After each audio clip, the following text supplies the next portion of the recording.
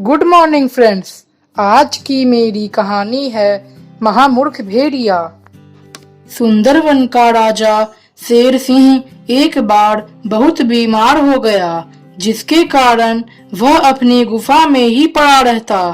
यह देखकर जंगल के सभी पशु बहुत चिंतित हो गए, क्योंकि राजा के बिना जंगल में हर तरफ अव्यवस्था कायम हो जाती। जंगल का हर जानवर प्रतिदिन अपने राजा की खबर लेने जाते। हर कोई अपने अपने तरह से उसका उपचार कराते और हमेशा कोई ना कोई उसकी सेवा में लगा रहता। परंतु उनकी यह दौड़ धूप उपचार और सेवा किसी काम में नहीं आ रही थी। न तो शेर सिंह का रोग दूर हो रहा था और न ही उसे कुछ आराम ही मिल रहा था।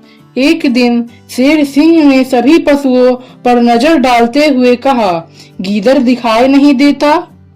मैं कब से बीमार पड़ा हूँ, परंतु आज तक एक दिन भी मेरी खबर लेने नहीं आया। किसी को कुछ पता है क्या उसका? वह तुम लोगों से मिलता जुलता भी है या नहीं? भेड़िया तो जैसे इसी मौके की तलाश में था, क्योंकि वह गीदड़ से जलता था। शेर की बातें सुनते ही हाथ बांधकर सामने आया और बोला, उसका तो नाम न लीजिए हुजूर। आजकल उसे इतना घमंड हो गया है कि वह सीधे मुंह किसी से भी बात नहीं करता। मैंने उसे कहा कि आजकल महाराज बहुत बीमार चल रहे हैं, जाओ जाकर जरा उनकी खबर ले आओ। तो उसने क्या उत्तर दिया पता है? बीमार है तो है, मुझे इससे क्या। जिस दिन वह मरेंगे मैं स्वयं जंगल का राजा बन जाऊंगा और राजपाट का आनंद उठाऊंगा। मैं तो उसकी बातें सुनकर सन रह गया महाराज। इसी समय अचानक गीदड़ भी वहां आ पहुंचा। उसके कानों में भेड़िए की कही गई बातें पड़ गई थी, इसलिए वह डरते डरते महाराज के सामने जाकर खड़ा हो गया।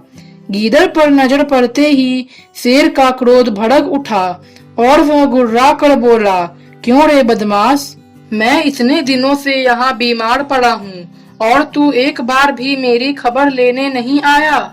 सुना है आजकल तुझे बड़ा घमंड हो गया है। बोल, कहाँ था अब तक? गीदड़ ने हाथ जोड़कर कहा, अन्नदाता, जिस दिन से आप बीमार पड़े हैं उस दिन से मैं घड़ी भर को भी आराम से नहीं बैठा। यह ठीक है कि सब लोग यहाँ आपकी सेवा में जुटे हुए हैं, परंतु मैं तो आपकी बीमारी पूरी तरह से खत्म करने के लिए दवा की तलाश में लगा था। अपने भूख प्यास की परवाह किए बिना जंगल जंगल भटकता रहा। इतनी दौड़ धूप करने के बाद अभी कुछ देर पहले ही एक वैद्य जी मिले। जब मैंने उनको आपकी बीमारी का समाचार सुनाया तो उन्होंने हंसते हंसते कहा, इसमें चिंता की क्या जरूरत है, यह कोई बहुत बड़ा रोग थोड़े ही है, चुटकी बजाते ही फुर हो जाएगा, बस थोड़ी सी दवा से। इतनी बात सुनते ही शेर की प्रसन्नता का ठिकाना न रहा।